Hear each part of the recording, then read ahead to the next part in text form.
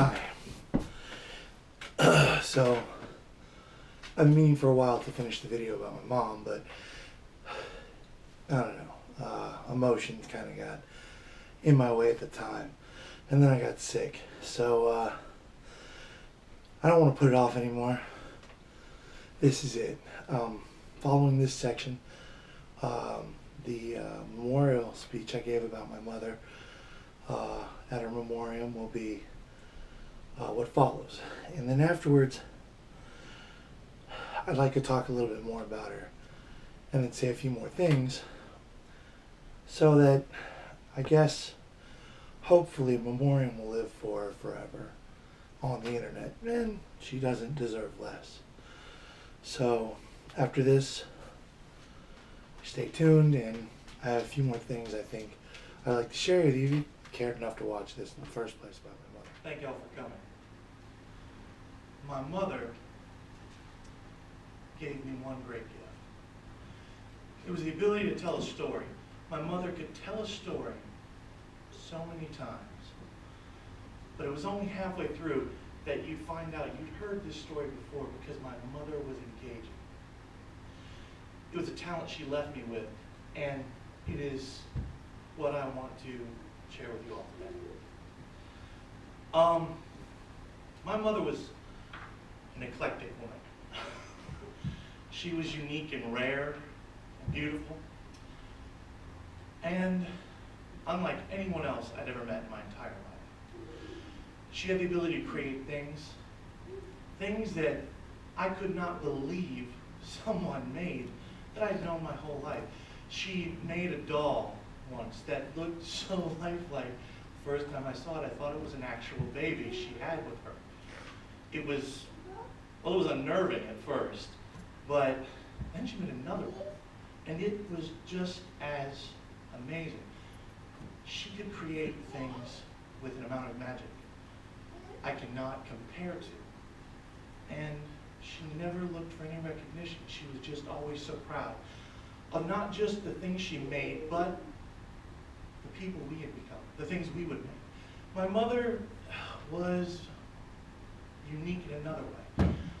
For my entire life, my mother had these tote bags. They were the size of shopping bags that she would fill with things on end. Not like a purse, but like a battalion of supplies in case we were suddenly stranded. And then one day my father got her this yellow vinyl cigarette case. And then, again, my mother was magical. Somehow everything in a tote bag the size of a shopping bag suddenly fit into something the size of a cigarette case. My mother was amazing with things like this that I just didn't understand at the time. She was unbelievable. And she was always so happy and joyous. And she smiled all the time. She was the only person I ever met that would fall asleep smiling. Not like people that had some sort of thing wrong with their mouth or teeth. She literally would smile in her sleep. She was unflappable. And that is why this memoriam today is about how awesome she was, how amazing she was, how she filled our lives with magic and beauty. The best story is my mother was unflappable, but she was like angering a badger if you made her mad. And she'd never hold a grudge, which was sometimes why it was hard to understand how this tiny woman, she was 5'3", would be any threat whatsoever when you were 6'2" and 240 pounds. And she told you to do something and you responded with some snarky comment because your father wasn't home and you could get away with the business. She had this plaid-colored rainbow shirt she would constantly wear. I don't know why. It was the weirdest thing I'd ever seen, but one day she in this shirt, I said something ugly to her, and she'd had enough, and came from one end of this tiny kitchen flying at me. And when I say flying, I mean my mother, again, is very small, with amazing skill and ability, put her hand on a table we had had my entire life also, because my mother loved things. She believed in things being sturdy and reliable. This table was neither of those, but she believed in it, so it just was. And she put her hand on it and put a foot in her chair, and she was in my face faster than I could react. She didn't put her hand on the table at the time, as I thought, to step up onto the chair. She had grabbed a belt. She began thrashing me, doing no damage to me with this belt, but I couldn't get out. My immediate fear was that my mother would fall. My aunt had just broken her hip. This would be my fault. I grabbed my mother very quickly. At that time, she used to keep her hair up in an alligator sort of circle of teeth and plastic that never seemed to stay together. At this particular moment, it let loose and hit me in the face. Now this belt is hitting me, and this thing is scratching my face. And she asks me, "Have you had enough?" And I just quickly responded, "Yes, yes, you win. Whatever it is you want, please let me put you down." Fine. She very cartoonishly stood up, shoulders back, and said, "Don't make me tell you again." And I didn't. I, at that point, realized what my father had always warned me about. He was not the reason I had to be afraid of running my mouth. She was unflappable. She didn't even care afterwards. I think we went and had ice cream afterwards at Wendy's. That's what she did. My mother would forgive you for any transgression or sin against anyone. She believed in everyone she met. She made the world a beautiful place to be. I hope we're all richer for that, and that today we don't remember her in sadness, because that's not what she'd want. She'd want us all to be happy, magical, to carry that on for her. Storytelling, creating things. And I leave with this story. My mother was also stubborn. The best part of that is I don't ever want to talk about her when she was in the bed, but there was a point in her life where my mother refused to accept that she could not walk, because that is how she was. So my father, being the brilliant man he is, decided for the first few months we had a love seat. And when my mother insisted on standing, suddenly she would just tip over into love seat. I never appreciated the beauty of this simple idea. My mother would tip over into the love seat. I had a back problem at the time. I couldn't move her by myself, but one day I got left at home alone with her. She had to go to the bathroom, and I had to get her down there, and we got her in there. I'll skip all of the embarrassing details except the one that I can't.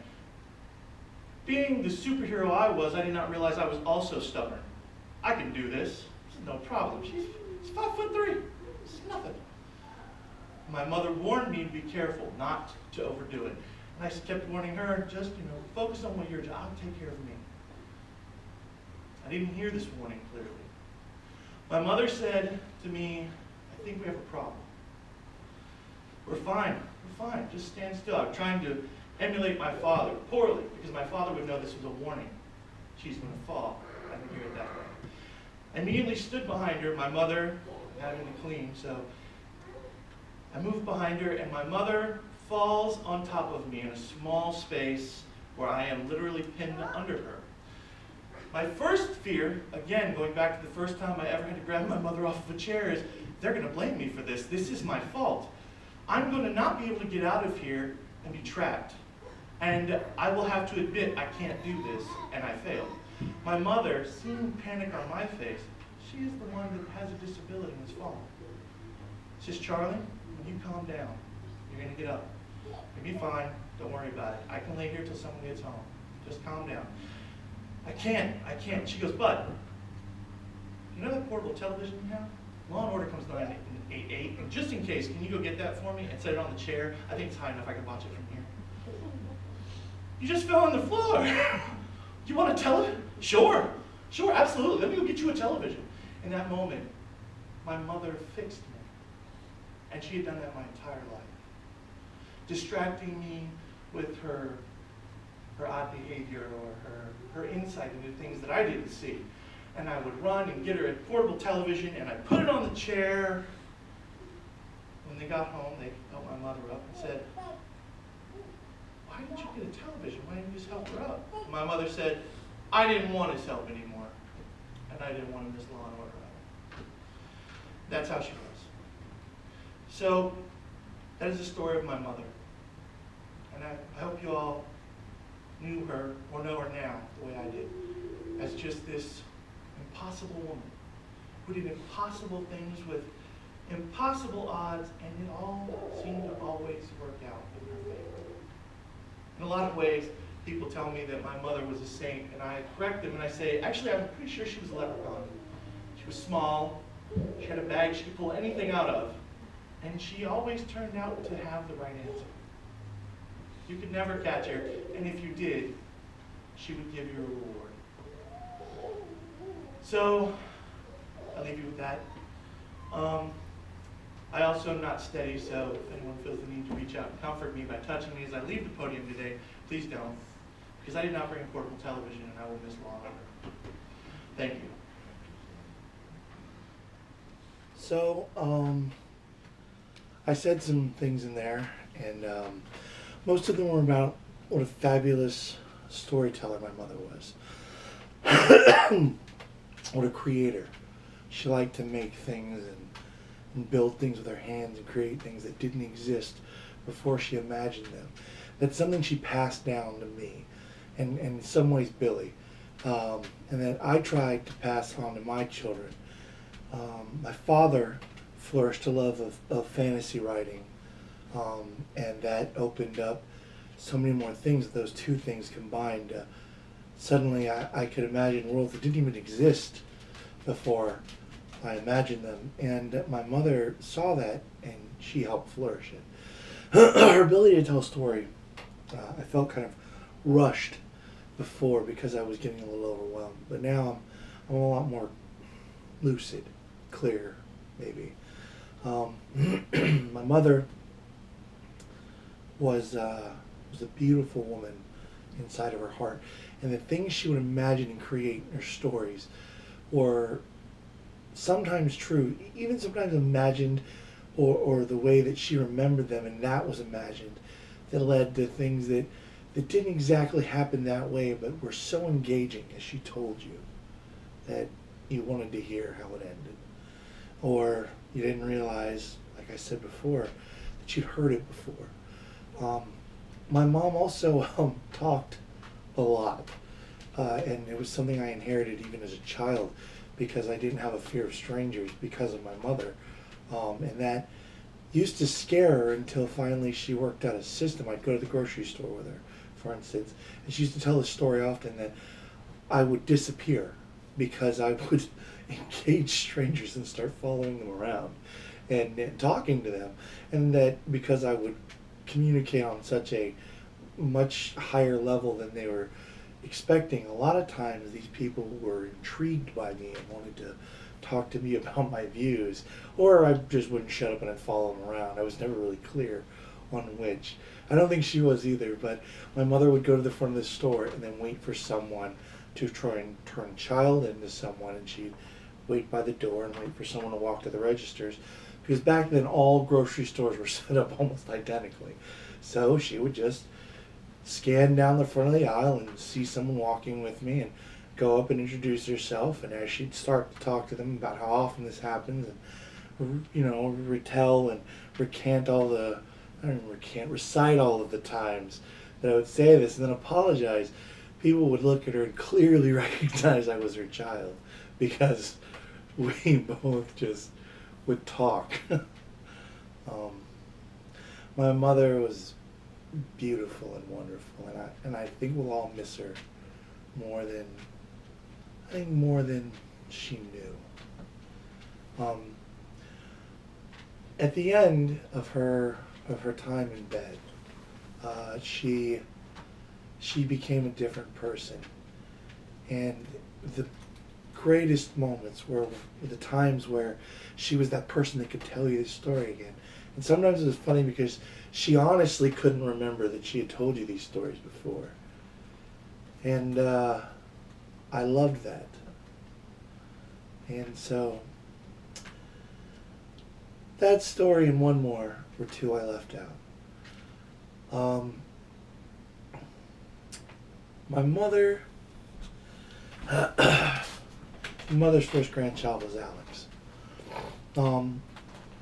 That's sometimes disputed because Billy had a child when he got married to his wife at the time, but that's a story for a different time.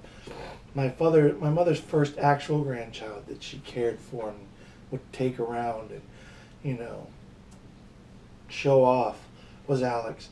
Alex is too young to remember some of those stories, but she was a holy terror about this boy. She would take him everywhere and do the silliest things with him. And then as he got older, my mother would go do things with us because I lived at Atomic Comics, which wasn't great for my marriage at the time. But Alex loved it there because Atomic Comics was his wonderland, and my mother recognized that. And they would do these all-nighters.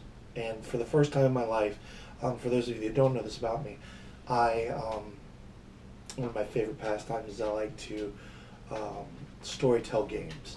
That's role-playing games where you just sit down with books and paper and character sheets, dice, and you tell a story. Some people don't understand that what happens is all of you tell a story together. The dice randomize a little control over it so that unexpected things happen for everyone telling the story. That's what role-playing games are. They're a place in your imagination where all of you get together and you create a novel amongst yourselves. A movie, a fable, a legend that didn't actually exist or have any basis in reality. My mother had never sat through one of these, and we went to an all-nighter because Alex's mom at the time, God love her, she developed this deep infatuation with miniature war games called Mage Knight. She was actually very good at it and would love the opportunity to go and play at these. Well, this all-night thing at Atomic Comics, they were going to host a large tournament, and she was excited to be part of it. So I had a game to run, and we had the problem that for both of us to go, no one was watching Alex. My mother immediately volunteered. She was so excited at the idea that she'd sit inside this large comic shop with all of these people that I'd known for years, and she'd be able to share stories with them about me. I did not know that was her motivation at the time. But something else happened. My mother had never sat through a role-playing game. She sat at the end of the table entertaining Alex, and then Alex had a unique ability as a child, and even now, that Alex could sit for hours by himself, entertaining himself, moving toys and having his own little adventures, so that he didn't always have to be maintained. My mother, because of that, became enveloped in this story that I was telling. And it was some game about vampires and werewolves and sorcery in modern times. It was really, the concept was that was all she grasped, and it was a political game and a game of intrigue, and that, I think, surprised her. Because as most people, my mother believed that all role-playing games were swords and dragons and wizards and magic missiles and fireballs, but this was a game about pressure and murder, investigation, tragedy, drama, comedy. All of these things happened and unfolded in front of her. For the first time, I think, in my mother's life, she actually saw me storytelling. And she felt, at least in my impression later, was that she felt moved. I had to get up because I had to do something with Alex. I think he had wandered off at this point in time. And I wanted to check on Carrie because she was in the back gaming, and I hadn't talked to her in quite a while, so we took a break. This was a mistake on my part because my mother got up and decided that she was going to move down the table and start recanting these friends of mine, these most embarrassing stories of my childhood. Now, of our group, I was by far the oldest. I was 10 years older than everyone else in the group. Because of this, I had regularly had responsibilities at the comic shop because I'd grown up there. I'd been there since I was a child, and the owners were family to me. So we ran this game all the time, and up to this point, though I had been a friend, I'd always been the responsible one, and I kind of kept my air above everyone else for a long time in silly ways, because that's what 20-something men do. They design this world of belief in their head because they know how everything works. And then when the walls come tumbling down, they're unprepared. But my mother tells them stories about when I would wander off or embarrassing things I did as a child. It was profoundly humorous to her. And in the end, she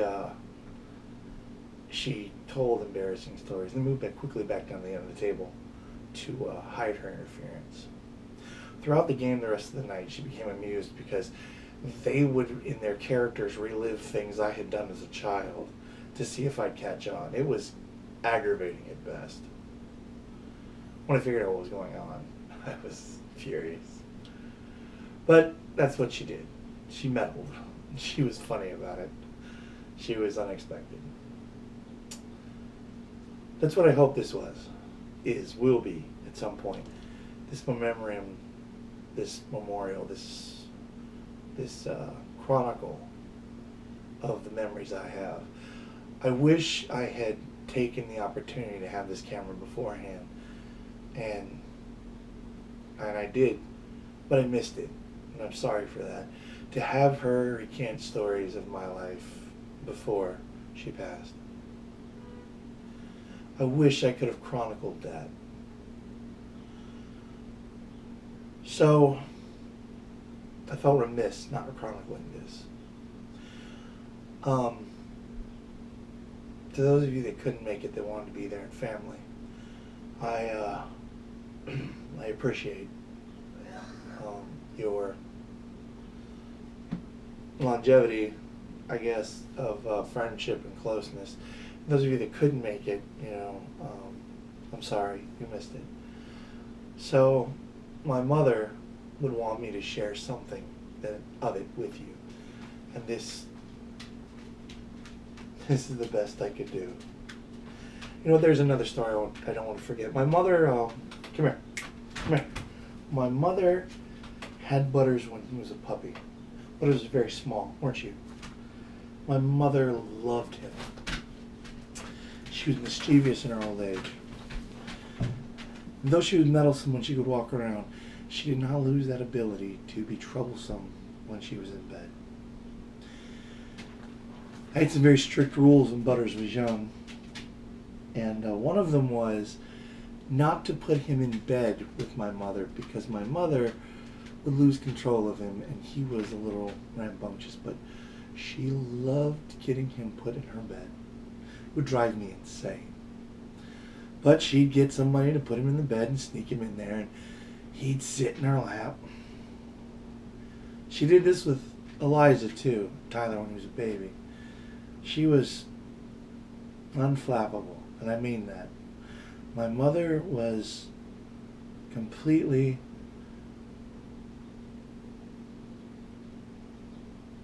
tenacious. If she wanted something, she was going to get it. And she would find a way to get it done. She wanted to hold that dog, so she did. Every time I brought him over. Matter of fact, it became a problem when he was this size now because my mother always saw him as being a puppy. And he remembered that too. That's who she was. She loved everyone and everything. Oh, took up a habit of collecting rats and all kinds of eclectic animals, tarantulas. My father doesn't know this story, so I'll share it with you now. I got a snake. My father hates them. My mother actually knew about it, but when she saw it, my mother, I expected to recoil, but she was intrigued by it. She didn't want to touch it. She was amazed by it, and she decided that I had a choice. She was going to tell my father if it came up and he found out that she had no idea it was there, and that I would take the brunt of this, not only for hiding it from her, but from the fact that I would disobey him. So my mother suggested where I hide it and where I keep it. One day while I was gone, my father found the snake. I don't actually remember how it happened, excuse me, but he was infuriated. And my father, my father was going to just get rid of it or kill it. He was very upset. What eventually happened, my father remembers it a little differently. He always told it differently, but what actually happened was, I came home and my mother caught me before he did. She told me that he had found the snake and that he was upset. She had talked him into waiting until I got home and that the snake was still okay, but he had to go today. And the alternative was, if it didn't, she was pretty sure he was going to get rid of it in a very unpleasant way. And that, I might share the same fate. My mother was not laughing when she told me this. She was honestly concerned. My father, I don't know if she was honestly concerned, but she wanted me to understand that my father was very angry in a position that he was going to make a rash decision and send me on some sort of downward spiral punishment. And I didn't appreciate it enough at the time. She did a lot. I did, when he'd spank us, we would call out, I can't believe you let him do that to us. Because she was always the person in the first story. She was always the person that interfered and intervened. Because my father was a little strict. She was a ray of sunshine. Well, if you didn't know her, I hope that showed her a little bit more fully to you. And I hope people know that she was my mother. Maybe when Alex gets older, he can show this to his children. Maybe I'll have one of these made for me one day. I hope so. And thank you for watching.